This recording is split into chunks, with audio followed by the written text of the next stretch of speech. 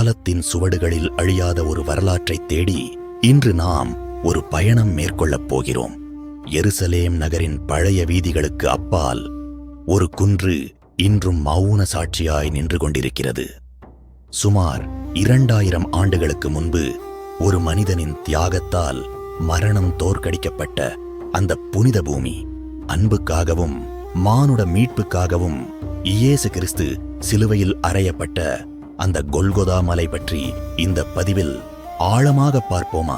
அரமேய மொழியில் மண்டையோட்டு இடம் என்று அழைக்கப்படும் இந்த மலை ஏன் இத்தனை காலம் கடந்தும் கோடிக்கணக்கான மக்களின் நம்பிக்கையின் அடையாளமாக இருக்கிறது? வாருங்கள், வரலாற்றின் இரத்தக்கரைகளையும் நம்பிக்கையின் ஒளியையும் தேடிப் பயணிப்போம். கொல்கொதா, இந்த சொல்லின் பின்னணியில் ஒரு மர்மம் ஒளிந்திருக்கிறது.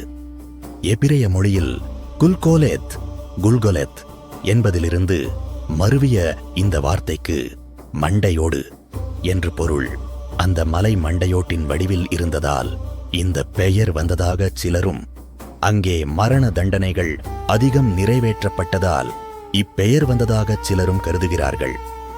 விவிலியத்தின் புதிய ஏற்பாட்டில் மத்தேயு, மார்க்கு மற்றும் யோவான் ஆகிய நற்செய்தியாளர்கள் இந்த இடத்தை மிகத் தெளிவாக குறிப்பிடுகிறார்கள்.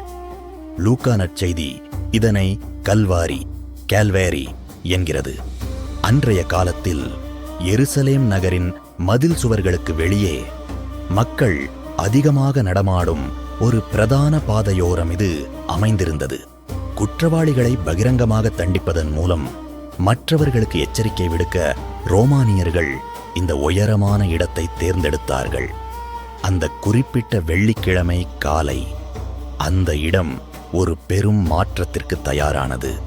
பாரமான மரச்சிலுவையை சுமந்து கொண்டு உடல் முழுவதும் காயங்களுடன் இயேசு அந்த மலையை நோக்கி நடந்தார். அந்த பாதை இன்று வியா டொலரோசா அல்லது துயரத்தின் பாதை என்று அழைக்கப்படுகிறது. அங்கே 3 சிலுவைகள் நின்றன. அதன் நடுநாயகமாக உலகத்தின் பாவங்களை சுமந்த ஒரு மனிதர் அறையப்பட்டார். பகல் 12 மணி முதல் 3 மணி வரை உலகம் காரிருளால் சூழப்பட்டது. முடிந்தது என்று அவர் உயிர் துறந்த அந்த நொடியில் கொல்கொதா மலையின் பாறைகள் பிளந்தன. பூமி அதிர்ந்தது. ஒரு சாதாரண மலை அன்றைய தினம் ஒரு புனித பீடமாக மாறியது. இயேசுவின் காலத்திற்கு பிறகு ரோமானிய பேரரசர் ஹட்ரியன் அந்த இடத்தில் ஒரு கோவிலை கட்டினார். ஆனால் கிபி 4ஆம் நூற்றாண்டில் பேரரசர் கான்ஸ்டன்டைனின் தாய் ஹெலனா இந்த இடத்தை மீண்டும் கண்டறிந்தார்.